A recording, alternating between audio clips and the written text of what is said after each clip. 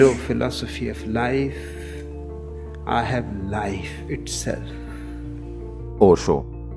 ओशो एक भारतीय रहस्यवादी गुरु और शिक्षक थे जिन्होंने ध्यान के लिए आध्यात्मिक अभ्यास बनाया था। वे एक विवादित नेता तो हैं, पर पूरे विश्व में उनके लाखों अनुयायी भी हैं और हजारों की तादाद में उनके विरोधी भी। वे एक प्रतिभाशाली वक्ता थे और किसी भी प्रकार के विषयों में अपने विचार व्यक्त करने में थोड़ा भी नहीं झिझकते थे। यहाँ तक कि उन्हें रूढ़िवादी समाज द्वारा निषेध भी माना जाता है। उनका जन्म एक उच्च परिवार में हुआ था और बाद में वे अपने दादा दादी के साथ रहने लगे। उनके दादा दादी से उनके मन में एक नेतृत्व और नेता बनने के विचार उत्पन्न हुए। वे एक विद्रोही किशोर के रूप में बड़े हुए और समाज के मौजूद धर्मों, संस्कृतियों और समाज पर कई सवाल उठाए। वे सर्वधर्म सम्मेलन में सार्वजनिक रूप से बोलने की रुचि रखते थे और हर बार अपने खुले विचार व्यक्त करते थे। उन्होंने 21 वर्ष की आयु में रहस्यमय तरीके से आध्यात्मिक ज्ञान के अनुभव का भी दावा किया है और उसी के बाद उन्होंने अपने प्रोफेसर की नौकरी छोड़ दी और उन्होंने आध्यात्मिक ज्ञान के गुरु के रूप में अपना कार्य शुरू कर दिया। न सिर्फ भारत में बल्कि अंतर्राष्ट्रीय स्तर पर भी उन्हें एक लोकप्रिय आध्यात्मिक गुरु के रूप में स्वयं को स्थापित किया। उनका जन्म चंद्र मोहन जैन के नाम से दिसंबर 11, 1931 को कुछवाड़ा मध्य प्रदेश में हुआ था। अपने 11 भाई बहनों में वे सबसे बड़े थे। उनकी माता का नाम सरस्वती जैन और पिता का नाम बाबूलाल जैन था। उनके पिता एक कपड़ों के व्यापारी थे।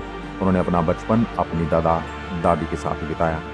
वे जबलपुर के हितकरणी कॉलेज में पढ़ाई कर रहे थे और उन्होंने एक प्रशिक्षण के साथ बहस की, इसी कारण उन्हें वहां से निकाल दिया गया। उन्होंने बाद में 1957 में यूनिवर्सिटी ऑफ सागर से 21 वर्ष की आयु में फिलॉसफी में MA डिस्टिंक्शन के साथ पास किया। वे 1958 में जबलपुर यूनिवर्सिटी में दर्शन शास्त्र के लेक्चरर बने और बाद में 1960 में उन्हें प्रोफेसर के पद पर प्रमोट कर दिया गया। अपने शिक्षक होने के साथ साथ वे पूरे भारत के राज्यों में आचार्य रजनीश के रूप में जाकर अपने आध्यात्मिक भाषण दिया करते थे। उन्होंने समाज का विरोध किया और महसूस किया कि भारत मात्र पूंजीवादी विज्ञान, प्रौद्योगिकी और जन्म नियंत्रण के माध्यम से ही समृद्ध हो सकता है। उन्हें अपने भाषणों में कई प्रकार के मुद्दों को उठाया, जैसे उन्होंने रूढ़िवादी भारतीय धर्म और अनुष्ठानों की आलोचना की और कहा, सेक्स आध्यात्मिक विकास को प्राप्त करने की दिशा में पहला कदम है। इस भाषण के कारण उनकी बहुत आलोचना हुई, पर इसकी वजह से उन्होंने और भी लोगों को अपने विचारों से अपनी ओर आकर्षित किया। उसके बाद अमीर व्यक्ति उनसे आध्यात्मिक विकास पर विचार करने के लिए आने लगे और उन्हें बहुत दान भी दिया गया और साथ ही उनके इस कार्य में वृद्धि हुई। 1962 में वे 3 से 10 दिन के ध्यान शिविर लगाने लगे, जिसे ओशो मेडिटेशन कहा जाता है, और जल्द ही ध्यान केंद्र करना उनकी शिक्षाओं में जाना जाने लगा। अगर हम खुले मन से सोचें तो वो आध्यात्मिक नेताओं में पूरी तरह से अलग थे।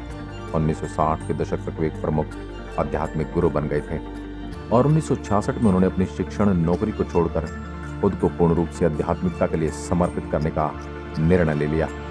1970 में उन्हें हिंदू नेताओं निकंद के तहत भारतीय प्रेस द्वारा सेक्स गुरु का नाम करार दिया गया।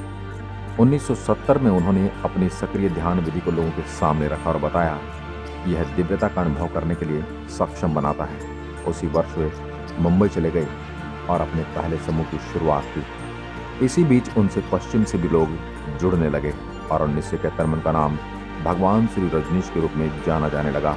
उनका कहना था कि ध्यान को हम हर एक पल बनाए रख सकते हैं, बस हमको उसके लिए जागरूकता बनाए रखना होगा। आज की वीडियो में बस इतना ही। अगर वीडियो पसंद आई तो लाइक कीजिए और ऐसी वीडियो देखने के लिए हमारे चैनल को सब्सक्राइब कीजिए। धन्यवाद।